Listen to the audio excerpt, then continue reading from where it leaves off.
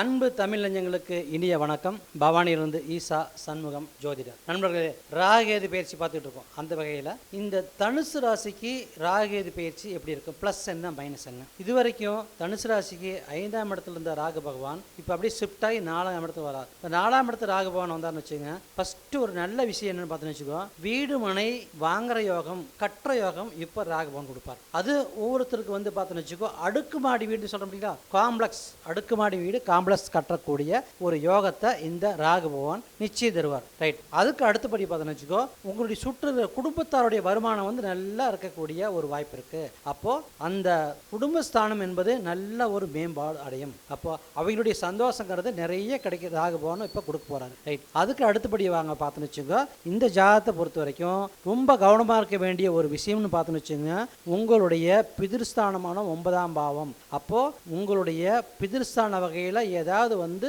ஒரு சின்ன சின்ன பிரச்சனை இருக்குதுன்னு வச்சுங்க, அண்ணன் தம்பிக்குள்ள இந்த டைம் இருக்கிற ஒரு காலகட்டங்கள், அதுக்கு அந்த பிரச்சனையை மேலும் எரியற நெருப்புல எண்ணெய் ஊற்றுற மாதிரி இருக்கிற ஒரு விஷயத்தை தான் இப்போ இந்த காலகட்டம் கொடுக்கும். அப்போ சப்போர்ட் இல்லாத ஒரு விஷயம் என்னன்னா, ரொம்ப கரெக்டா சொல்லணும்னா பூர்வீக சொத்து விஷயத்துல அண்ணன் தம்பிக்குள்ள சண்டை வராம பார்த்துக்குங்க. ஏன்னா சகோதர ஸ்தானத்துக்குள்ள சின்ன சின்ன பிரச்சனை வர்றதுக்கான வாய்ப்புகள் இருக்கு. அந்த சண்டை எது சார்ந்து வரும் அப்படின்னா, உங்களுடைய பிதிர் வர்க்கத்தோட சார்ந்து வரும். அப்ப பிதிர் வர்க்கத்தோட சார்ந்தோம்னா பிதிர் சம்பந்தப்பட்ட ஒரு சொத்து பிரியறதுல ஒரு டாக்குமெண்டேஷன் சொல்றோம் இல்லைங்களா, அந்த விஷயத்துல வந்து சின்ன சின்ன பிரச்சனை வர்றதுக்கான வாய்ப்புகள் இந்த காலத்துல இருக்கான்னு கேட்ட எஸ் இருக்கு. அதுக்கு அடுத்தபடியாக இந்த ராசிக்காரருடைய தந்தையாருடைய உடல் நலத்துல கட்டாயம் கொஞ்சம் கவனம் வேணும். ஏன்னா இப்ப அந்த டைம் வந்து கொஞ்சம் சரியில்லாம இருக்கிறதுக்கான வாய்ப்புகள் இந்த தனுசு ராசிக்கு இப்ப இருக்குதுங்க ஐயா. அதனால ரொம்ப ரொம்ப கவனமா இருக்கணும். அதுவும் உங்க சுய ஜாதகத்துல ராகு பகவான் பாருங்க எங்க இருக்கான்னு பாருங்க, லக்னத்துல இருந்து ஒரு 10ஆம் இடத்துல இருந்தாருன்னு வச்சுங்க, அது ரொம்ப ரொம்ப கவனமா எடுத்துக்கணும். அதே மாதிரி உங்க சுய ஜாதகத்துல 8ஆம் இடத்துல ராகு பகவான் வச்சுங்க, ரொம்ப ரொம்ப கவனமா இருக்கணும். அதே உங்க சுய ஜாதகத்துல சூரியன் பகவான் 8ல் இருந்தாருன்னு வச்சுங்க, 8ல் இருக்க சுய ஜாதகத்துல சூரியனுடைய புத்தி நடந்துன்னு வச்சுக்கோ, ரொம்ப கவனமா எடுத்துக்கணும். அதே மாதிரி இது வந்து இப்ப நடக்கிற இந்த நிகழ்வு வந்தது உங்க சுய ஜாதகத்தில் இருக்கிறத கொஞ்சம் கூட்டியும் குறைச்சும் கொடுக்கும். எதுல கூட்டி குறைச்சு கொடுக்கும், இந்த தந்தை சம்பந்தப்பட்ட ஒரு விஷயத்துல தந்தைக்கான உடல் நலத்துல ஆரோக்கியத்தை இந்த காலகட்டங்கள் ஆரோக்கிய சீர்கேட அதிகப்படுத்தி கிடக்கும். அப்போ உடல்நல பாதிப்பை ஏற்படுத்தும் அப்படிங்கிறதா வந்து இப்போ நிதர்சனம். இதே உங்க சுயஜாதத்துல இல்ல சூரியன் நல்லா இருக்கு, 9ஆம் ஸ்தானம் நல்லா இருக்கு, நடக்கிற தசாபத்தினா இப்போ இது நான் சொன்னதை வந்து தாராளமா நீங்க எடுத்துடலாம். இதை அப்படியே அப்ளை பண்ணிக்க வேண்டிய அவசியம் கிடையாது. ரைட். அதுக்கு அடுத்தபடியாக இன்னொரு விஷயம் என்ன பார்த்துன்னு வச்சுக்கோ, உங்களுடைய போட்டியாளர் சொல்றோம் இல்லையா, அந்த போட்டியாளர்கள் கொஞ்சம் ஸ்ட்ராங் ஆகுறாங்க. அப்ப என்னென்ன ஸ்ட்ராங்னா, தொழில் இல்ல போட்டி இல்லாம கொஞ்சம் பாத்துங்க.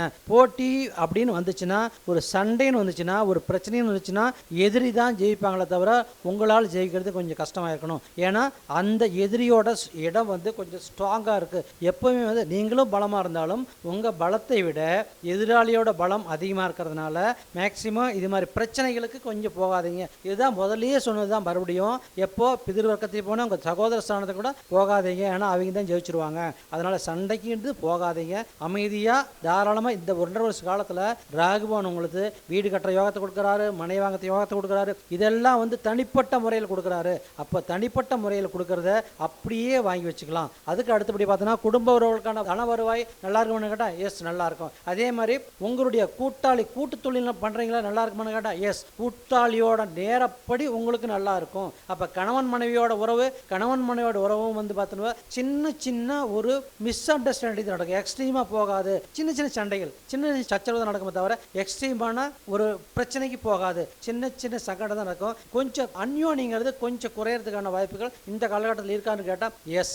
அப்போ அதை தெரிஞ்சுட்டு உங்க சுயஜாதகம் தான் இதெல்லாம் கண்டுக்கவே தேவையில்லை. இப்போ பொருளாதாரத்தை நோக்கி போறதுனால உங்களுடைய அந்யோன்யம் என்பது லைட்டா கொஞ்சம் குறையறதுக்கான வாய்ப்பு இருக்கு. அதை மட்டும் நீங்க கொஞ்சம் மைண்ட்ல வச்சுங்க. இந்த காலகட்டம் 1.5 வருஷ காலகட்டங்கள் ரொம்ப ஓரளவு ஆவரேஜா நடக்கக்கூடியது. ரொம்ப பிளஸும் இல்லை, ரொம்ப மைனஸும் இல்லை. ரெண்டே விஷயம் தான் மைனஸ். ஒன்று தந்தையார் அப்படிங்கிற ஒரு விஷயம், இன்னொன்று வச்சுக்க சகோதரர்கிட்ட பிரச்சனை இல்லாமல் பார்த்துங்க. அதுவும் சொத்து சம்பந்தப்பட்ட விஷயத்தில் பிரச்சனை இல்லாமல் பார்த்தீங்கன்னா இந்த 1.5 வருட காலம் உங்களுக்கு பொன்னான காலமாக அமையும். நன்றி, நல்வாழ்த்துக்கள்.